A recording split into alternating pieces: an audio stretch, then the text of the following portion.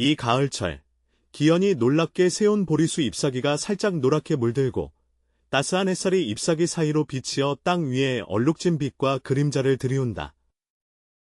부처님께서 나무 아래에서 제자들에게 경전을 설법하시니 장면은 엄숙하고 평화로웠다. 바로 그때 가사옷을 입은 키 큰 비구 한 명이 서둘러 달려왔는데 그의 얼굴에는 슬픔과 초조함이 가득했다. 이 비구는 신통제일로 유명한 목걸련 존자이며 부처님의 열대 제자 중 한 분이다. 평소에는 온전한 그가 이 순간에는 유난히 초췌해 보였다. 목걸련 존자께서 부처님 앞으로 나아가 두 무릎을 꿇고 눈물이 끊어진 실처럼 구슬처럼 흘러내렸다. 모든 제자들은 신통력이 뛰어난 목천년이 이렇게 슬퍼하는 모습을 본 적이 없었기에 모두 고개를 돌려 바라보았고 현장은 금세 조용해졌다. 석존, 목천년 존자는 목이 메어 말했다. 나는 신통력으로 왕모를 찾아보았으나 그녀가 악도의 길에 빠져 허약한 모습에 목이 가늘고 배가 불룩하며 물을 보면 불이 되고 갈증과 굶주림이 겹쳐 있었다. 나는 그녀에게 음식을 주려 했으나 음식이 그녀의 입에 닿는 순간 불덩어리로 변하였다. 석존이여, 제 어머니께서 악귀도의 고통을 겪고 계십니다. 저는 어떻게 어머니를 구할 수 있습니까? 우리는 이번 생에서 다시 만날 수 있을까요? 묘관렴 존자는 효심으로 유명했지만 신통력을 갖추었음에도 불구하고 어머니를 구하지 못해 그 무력감에 괴로워했습니다. 그는 눈물을 글썽이며 부처님, 석존을 바라보았다. 사랑하는 이가 세상을 떠난 후 정말로 육도에서 다시 만날 수 있을까? 아니면 영원히 생사를 달리하는 것일까? 이 문제는 무천년만의 의문이 아니라 이 자리에 있는 모든 제자들의 마음속에 있는 혼란이기도 하다. 인류가 겪는 가장 큰 고통은 가장 가까운 사람과의 생리별과 사별보다 더 큰 것이 없다. 죽음이 우리를 사랑하는 이들과 갈라놓을 때 찢어질 듯한 그리움과 후회는 치유될 수 없는 상처처럼 밤낮으로 우리의 마음을 괴롭힌다. 누가 별하늘을 바라보며 떠나간 가족이 평안한지 생각하지 않았겠는가? 윤회의 미지, 가족과 다시 만남에 대한 갈망, 생사에 대한 뜻의 혼란, 이 모든 것은 각자의 마음속에 맴도는 문제들입니다. 부처님은 자비롭게 목련을 바라보시며 눈에는 지혜와 연민이 가득했다. 그는 이 문제가 생사를 관통하는 것으로 수많은 사람들의 마음을 움직이는 문제임을 알았으며 단지 답변이 필요한 것이 아니라 중생들이 미혹에서 벗어나도록 인도할 수 있는 진리를 시작해야 함을 깨달았다. 부처님께서 미소를 지으며 말씀하셨다. 묵감년이여, 머리를 들어라. 내가 너를 위해 육도윤회의 모임과 헤어짐의 인연을 설명하겠다. 묵감년은 눈물을 글썽이며 부처님의 가르침에 오롯이 귀 기울였다. 부처님께서 천천히 말씀하시기를 중생은 육도의 윤회 속에 머물고 있다고 하셨다. 천도, 인간도, 아수라도, 축생도, 아귀도, 지옥도가 쉼없이 반복된다는 것이다. 매번 윤회할 때마다 각자의 업력에 이끌리며 마치 강물이 흐름을 따르고 순응하듯 간절히 기원해도 거스를 수 없다. 부처님께서 두려움을 넘어선 한 작은 시내를 가리키셨다. 그 시내의 물은 산 위에서 여러 갈래로 갈라져 어떤 것은 바다로 흘러들고 어떤 것은 사막 속에 사라졌다. 가족은 마치 물방울과 같고 업력은 지형과 같아 각각 생명의 흐름을 결정한다. 만약 두 방울의 물이 각각 다른 강줄기로 흘러간다면 언제 다시 만날 수 있을까? 목천년이 언하되 얼굴빛에 약간 무거운 기색이 있으나 부처님께서 이어 말씀하시되 그러나 물이 강으로 모여 바다에 닿듯 중생도 또한 서로 만남이 있느니라. 이 만남은 기쁨이거나 슬픔이거나 친근함이거나 원한이거나 모두 서로의 업력과 인연에 의해 결정된다. 부처님께서 자리에서 일어나 정원으로 걸어가 나뭇잎 한 장을 집어 손바닥 위에 살며시 얹으셨다. 그리고 무첨짬에게 말씀하시길 이 나뭇잎을 보아라. 이 잎은 한때 나뭇가지에 의지했었지만 지금은 떨어져 내렸다. 잎사귀가 되묻습니다. 나와 가지는 언제 다시 만날 수 있을까요? 하지만 진정한 문제는 그것들이 여전히 같은 형태로 존재하느냐 하는 것이다. 묵천녀는 생각에 잠긴 듯 고개를 끄덕였고 부처님께서 계속 말씀하셨다. 육도윤회, 중생의 변화는 무상하다. 이번 생에는 모자지간으로 태어나고 다음 생에는 부부가 되며 그 다음 생에는 원수가 될 수도 있고 후세에는 스승과 제자가 될 수도 있다. 관계는 끊임없이 변하지만 업의 인연은 계속 이어진다. 한 젊은 비구가 참지 못하고 물었다. 석존이시여, 그렇다면 우리는 여섯도에서 영원히 헤어진 가족을 찾아야 하는 운명입니까? 이것이 매우 슬픈 일이 아니겠습니까? 부처님께서 미소를 지으며 고개를 저으셨다. 그렇지 않다. 여러분은 깨달아야 합니다. 윤회의 목적은 재회를 위한 것이 아니라 해탈을 위한 것입니다. 재회를 집착하는 것이 바로 고통의 근원이다. 만약 모든 사람이 과거에 함께했던 가족과 재회하는 것에 집착한다면 끝없는 육도에서 영원히 쫓아다녀야 하지 않겠는가? 이것이 바로 윤회의 속박이다. 석존이 자리에 돌아와 자비로운 눈길로 중생들을 바라보았다. 나는 친척의 수치를 걱정하지 말라는 것이 아니라 재회를 집착하기보다 친척이 해탈할 수 있도록 돕는 방법에 집중하라는 것을 일깨워 주고자 한다. 정도를 닦고 선덕을 널리 쌓는 것이야말로 가족에게 가장 큰 도움이 된다. 목걸려는 부처님의 말씀을 듣고 마음속에 약간의 깨달음이 있었으나 여전히 의문이 남아 있었다. 석존님, 제 어머니께서 지금 아기도의 고통을 받고 계십니다. 제가 어떻게 그분을 도울 수 있을까요? 부처님께서 고개를 끄덕이시며 말씀하셨다. 바로 내가 어머니와 깊은 인연이 있기 때문에 신통력으로 그녀의 처지를 볼 수 있는 것이다. 이것은 여러분 사이의 업력으로 연결되어 있습니다. 악귀도의 중생들은 생전에 천안탑에 인색하였기 때문에 굶주림과 갈증의 고통을 느낀다. 당신의 어머니를 구제하기 위해서는 청정한 마음으로 그를 위해 공덕을 짓고 승가에게 보시하며 삼보에 공양한 후 그 공덕을 그에게 회양해야 합니다. 부처님께서 잠시 멈추시고 말씀을 이으셨다. 네가 알아야 할 것은 육도윤회에서 매번의 환생이 이전 생의 업력의 결과일 뿐만 아니라 다음 생의 업력 씨앗이기도 하다는 것이다. 가족 간의 인연은 마치 끈 매듭과 같아서 어떤 것은 헐렁하고 쉽게 풀리며 어떤 것은 뿌리가 얽히고 설켜 있습니다. 업력의 얽힘으로 인해 우리는 육도에서 만나고 다시 헤어집니다. 부처님은 땅에 떨어진 몇 알의 모래를 집어 손바닥에 올려놓고 바라보셨다. 이 모래알들은 바람이 불면 흩어지지만 만약 물에 젖고 다시 태양빛에 말려지면 잠시 서로 달라붙게 된다. 가족 사이의 인연도 이와 같아서 때로는 만나고 때로는 헤어지지만 결코 완전히 끊어지지 않는다. 수보리께서 여쭈셨다. 그러면 우리는 이미 떠나간 부모님과 다시 만날 수 있습니까? 부처님의 눈빛은 시공간을 관통하여 재회의 본질은 형태의 만남에 있는 것이 아니라 마음의 통함에 있다.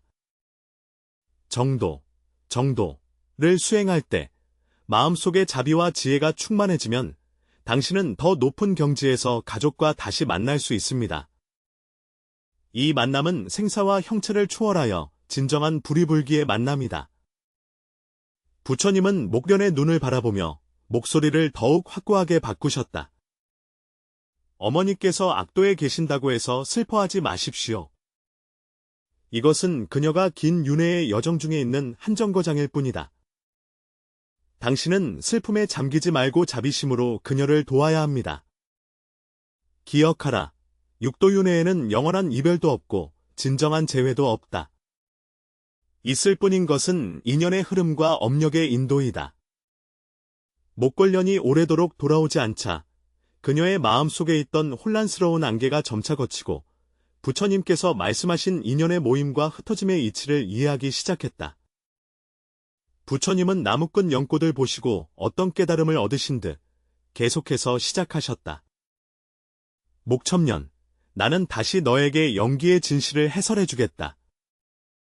육도윤회에서 중생들이 만나는 것은 주로 두 가지 힘, 업력과 원력에 의해 주도된다.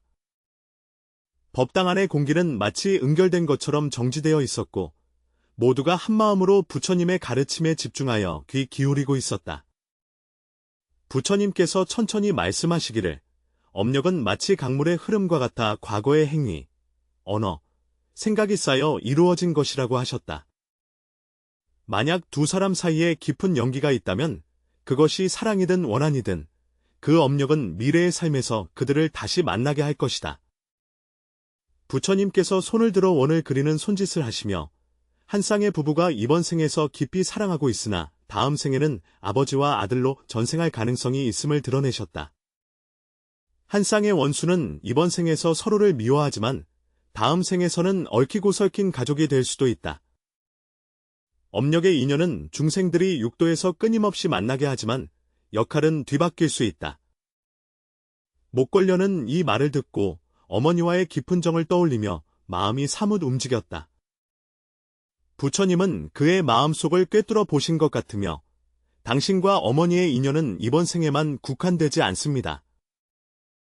과거 생에서 여러분은 여러 차례 어머니와 자식, 형제자매, 스승과 제자의 인연을 맺었기에 내가 당신의 스승이 되었음에도 불구하고 여전히 그의 행방을 마음에 두고 있습니다.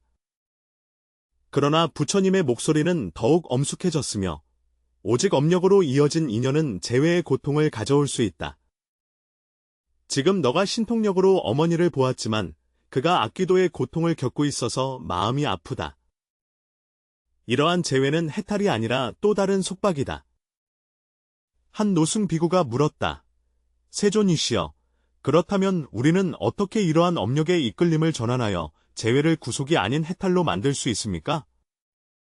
부처님은 미소를 지으시며 고개를 끄덕이셨다. 이것이 바로 내가 말하려는 두 번째 힘인 원력이다. 원력은 청정한 발심과 보리심에서 비롯되며 업력의 구속을 초월하여 중생을 해탈의 길로 인도할 수 있다. 부처님께서 자리에서 일어나 마당에 있는 한 그루 보리수 아래로 걸어가셨다. 이 나무를 비유하자면 그 뿌리는 땅 속 깊이 뻗어 물과 양분을 흡수하는데 이것이 바로 업력과 같다. 가지와 잎은 햇빛을 향해 자라나는데 이것이 바로 원력과 같다. 뿌리는 비록 토양의 제한을 받지만 가지와 잎은 자유롭게 뻗을 수 있다. 목서의 얼굴, 부처님이 그것을 주시하고 계셨다. 내 신통이 비록 어머니의 처지를 보게 했지만 진정으로 어머니를 구할 수 있는 것은 내 원력과 수행이다. 당신이 청정한 마음으로 수행하며 어머니를 구제하겠다는 서원을 세우면 그 서원력은 업장을 변화시켜 어머니에게 해탈의 기회를 만들어줍니다. 부처님께서는 한때의 일을 회상하시며 이전 생의 무거운 업으로 인해 한 모자가 함께 악도에 떨어진 것을 보셨다. 그러나 어머니는 임종전의 한 생각으로 참여하며 내세의 해탈을 수행하기를 서원하셨다. 이 한 생각의 원력은 그녀가 악도에서 과보를 받을 때 전생의 인연을 회상하게 하여 회개심을 일으키게 한다. 그 후 그녀는 수행을 통해 천계로 환생하였고 같은 수행을 하는 아들과 청정한 곳에서 재회하였다. 바로 이것이 원력의 힘이며 부처님의 확고한 의지로 인해 그것은 재회의 성격을 바꿀 수 있어 업의 얽힘에서 벗어나는 해탈의 만남으로 변화시킨다. 무간의 마음속 의욕은 점차 사라지고 그가 물었다. 석존이시여, 그렇다면 저는 어떻게 원력을 사용하여 어머니를 구제할 수 있습니까? 부처님은 미소를 지으며 눈과 얼굴을 함께 바라보셨다. 7월 보름은 승자일로 모든 승려가 각자 자신의 과실을 참여하며 몸과 마음을 청정하게 한다. 당신은 이날 널리 공양을 베풀어 사방의 승가 대중을 공양할 수 있으며 그 공덕을 당신의 어머니께 회양하라. 이러한 원력의 가피는 반드시 그녀로 하여금 악귀도의 고통에서 벗어나게 할 것이다. 부처님께서 중생들을 향하여 더욱 자비로우셨다. 여러분, 알아야 합니다. 육도윤회 중의 재회는 우연이 아니라 인연의 필연입니다. 묵결년, 부처님께서 중생들의 마음속에서 말씀하시기를 너와 어머니의 이번 생의 헤어짐은 겉으로는 고통스러워 보이나 실상은 너희들 모두가 함께 해탈하는 기회이다. 당신은 원력으로 업력을 초월해야 합니다. 그것은 단지 어머니와 재회하기 위함이 아니라 그녀를 해탈로 인도하기 위함입니다. 부처님의 눈길이 자리에 앉아있는 모든 이를 훑고 지나갔다. 기억하라. 재회의 진정한 의미는 형체의 만남에 있는 것이 아니라 마음의 공명에 있다. 여러분의 마음이 모두 해탈을 향해 수행할 때 어디에 있든지 이미 재회한 것입니다. 묵결녀는 이 말씀을 듣고 마음이 환하게 열렸다. 그는 깊이 합장하며 절을 올렸다. 석존의 가르침, 제자가 받들겠습니다. 나는 가르침을 따라 실천하며 서원을 세워 어머니를 구제하고 해탈로 인도하겠습니다. 부처님은 자비롭게 고개를 끄덕이며 눈빛에는 지혜의 빛이 가득했다. 선제, 선제. 잘하셨습니다. 묵결년, 너는 이미 업력과 원력의 관계를 이해하였으나 더 깊은 진리가 하나 있으니 그것은 자비와 노아줌의 지혜이다. 법당 안의 공기가 더욱 무거워지고 많은 제자들이 숨을 죽이고 귀 기울였다. 많은 이들이 가족과 재회하기를 집착하며 밤낮을 가리지 않고 그리워하며 눈물로 얼굴을 적셨다. 이 집착 자체가 고통의 근원이다. 부처님께서 돌멩이 하나를 집어 손에 쥐시고 보시니 만약 내가 이 돌을 꽉 쥐고 놓지 않으면 팔이 피곤해지고 적절한 때에 놓으면 팔이 자연히 편안해진다는 것을 깨달으셨다. 사람에 대한 그리움도 마찬가지로 집착을 버리지 않으면 고통이 따르지만 내려놓는 것을 알면 오히려 해탈을 얻을 수 있다. 수보리께서 잘 이해하지 못하시고 묻기를 세존이시여, 놓아버린다는 것은 잊어버린다는 뜻입니까? 나는 어머니를 잊는 모습을 상상할 수 없습니다. 부처님은 고개를 저으며 미소 지으시며 말씀하셨다. 내려놓음은 망각이 아니라 변용이다. 이 보리수처럼 이미 떨어진 입에 집착하지 않고 인연을 사용하여 새싹이 자라도록 한다. 마찬가지로 가족에 대한 그리움은 중생에 대한 자비심으로 바뀌어야 한다. 석존께서 대중을 향해 말씀하셨다. 여러분이 친척을 그리워할 때 자신에게 물어보라. 그들이 가장 보고 싶어하는 것은 무엇인가? 여러분이 밤낮으로 슬퍼하는 것인지, 아니면 여러분이 의미 있게 살며 수행의 성취를 이루는 것인지, 한 젊은 제가는 참지 못하고 물었다.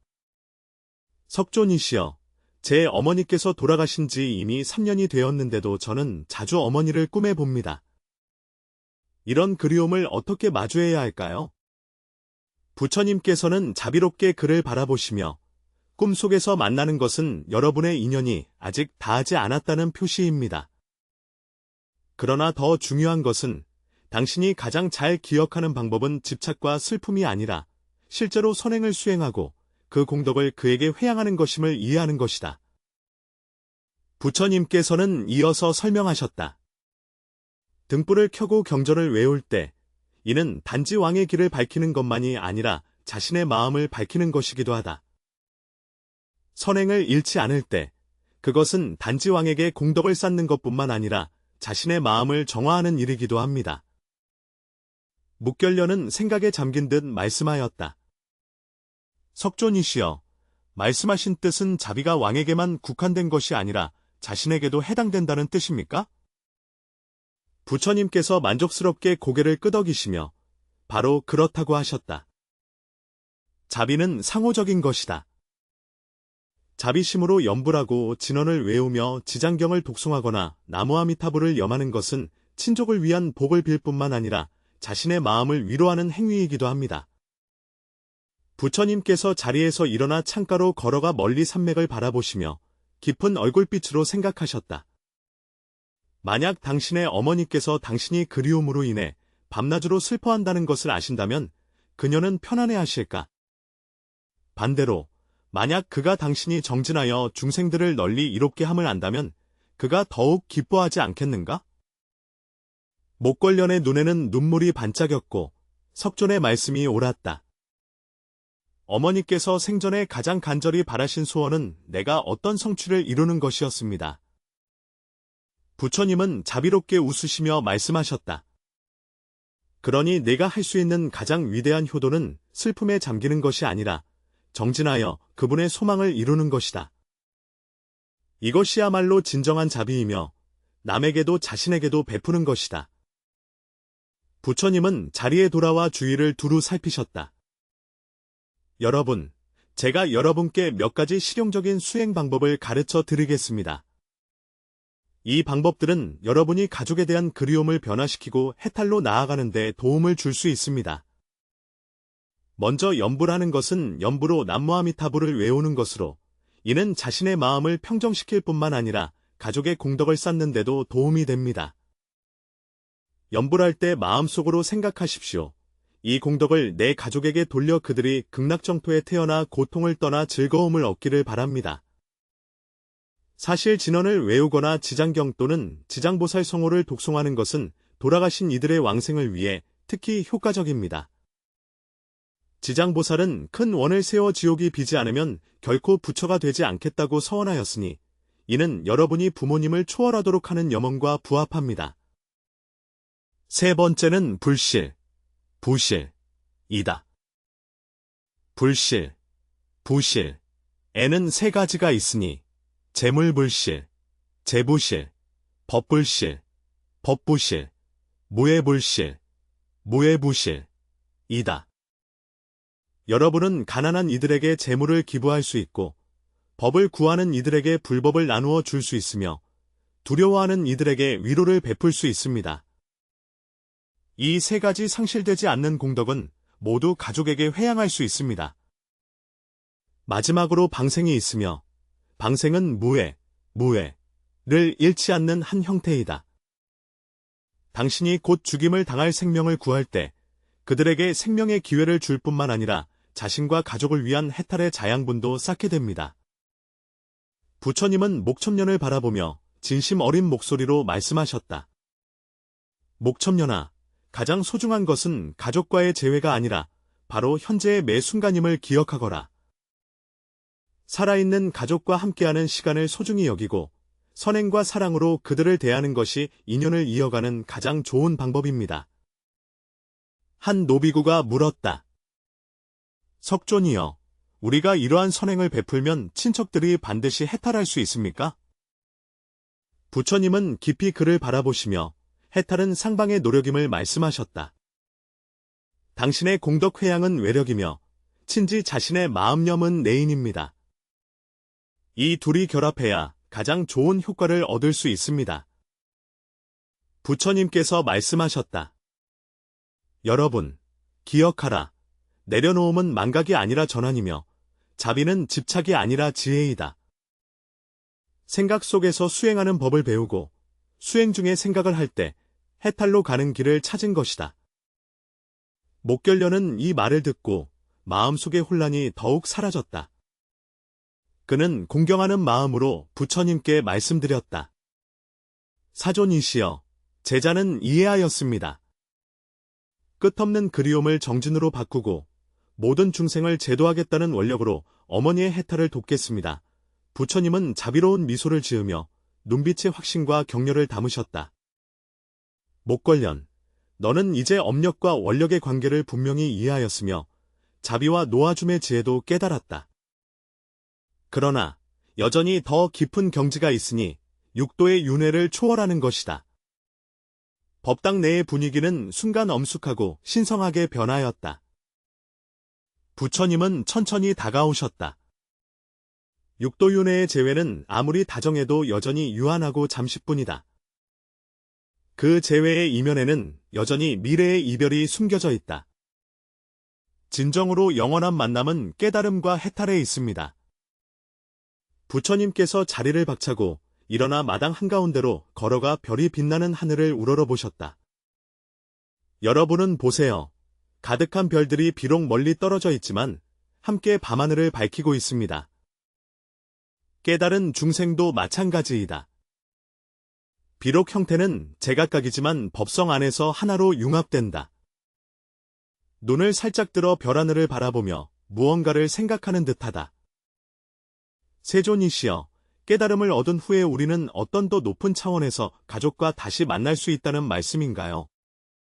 부처님은 미소를 지으며 고개를 끄덕이셨다. 이는 단지 만남만이 아니라 만남과 이별이라는 이원적 대립을 초월한 것이다. 궁극적인 해탈의 경지에서 중생의 자성은 마치 물방울이 바다에 녹아드는 것과 같아 각각의 존재를 유지하면서도 하나로 융합되어 서로 떠나지 않고 버리지 않는다. 수행이 일정 경지에 이르면 자연히 모든 중생이 본래 하나임을 깨닫게 된다. 당신과 어머니와의 관계는 좁은 친정에서 광대한 법의 근원으로 승화될 것입니다. 부처님께서는 이어서 설하셨다. 보리심의 인도하심 아래에서 당신은 자신의 어머니뿐만 아니라 모든 육도 중생들도 돌보게 될 것이라고. 이와 같은 대자비심은 당신이 무량중생과 그 법연을 맺게 합니다. 한 노스님이 물었다. 세존이시여, 이러한 육도를 초월한 상거래, 상취가 바로 아미타불의 극락세계, 극악세계입니까? 부처님께서 미소를 지으며 확신에 차서 말씀하셨다. 선제다. 극락세계는 아미타불의 원력으로 성취된 청정불토이다. 그곳에서는 중생들이 육도윤회의 속박을 받지 않으며 뜻이 통하는 수행자들과 함께 수행하고 발전할 수 있습니다. 부처님께서 목걸련에게 말씀하시길, 극락세계의 뛰어난 점은 중생들이 선연을 머무르게 하고 악연을 소멸할 수 있다는 것이다. 만약 당신과 어머니가 모두 극락에 왕생한다면 서로 만날 수 있을 뿐만 아니라 함께 수행하여 함께 보리, 깨달음을 증득할 수 있을 것입니다. 날카로운 눈매와 이목구비, 눈동자에는 희망의 빛이 반짝인다. 세존이시여, 제가 어떻게 아버지께서 극락세계로 왕생하도록 도울 수 있을까요? 부처님께서 자비롭게 말씀하셨습니다. 바라건대 이해하십시오. 극락왕생에는 믿음, 서원, 그리고 행위의 세 가지 자량이 필요합니다. 먼저, 어머니께서 아미타불의 구원을 믿고 신심을 일으키도록 도와드려야 합니다. 둘째로, 그가 극락정토에 왕생할 것을 발언하도록 돕는다. 마지막으로, 그를 위해 연불 등의 공덕을 닦아 상생왕생의 자량을 증진한다. 부처님께서 먼 곳을 가리키시며 말씀하셨다. 너와 어머니가 모두 극락세계에 왕생하면 그곳에서의 만남은 영원할 것이다. 극락세계는 생사윤회의 구속을 받지 않기 때문에 중생들의 수명이 무량하여 수행을 완성하고 해탈을 얻기에 충분한 시간이 있다. 부처님의 시선이 참석한 모든 제자들을 훑어보았다. 여러분은 알아야 합니다. 궁극적인 만남은 형체에 있는 것이 아니라 마음에 있으며 육도에 있지 않고 깨달음에 있습니다. 여러분이 모두 보리심을 바라고 보살행을 닦으면 결국 무량불토에서 만나게 될 것입니다. 묵결련, 당신과 어머니의 인연은 이번 생의 모자 관계에만 국한되어서는 안 됩니다. 만약 그를 깨달음의 길로 인도할 수 있다면 여러분의 인연은 보리의 가족으로 승화되어 무량겁 동안 함께 수행하며 보리를 증득할 것입니다. 부처님께서 계속해서 설하셨다. 화엄경에 이르기를 일즉일체, 일체즉일이라 하였다. 당신이 법계의 체성을 증득할 때 자연스럽게 당신과 어머니 및 모든 중생이 본래 하나이며 둘이 아님을 깨닫게 됩니다. 이 차원에서 만남과 이별은 모두 허상일 뿐 실상이 아니다. 무결련이 이 말을 듣고 마음이 갑자기 밝아졌다. 그는 경건하게 물었다.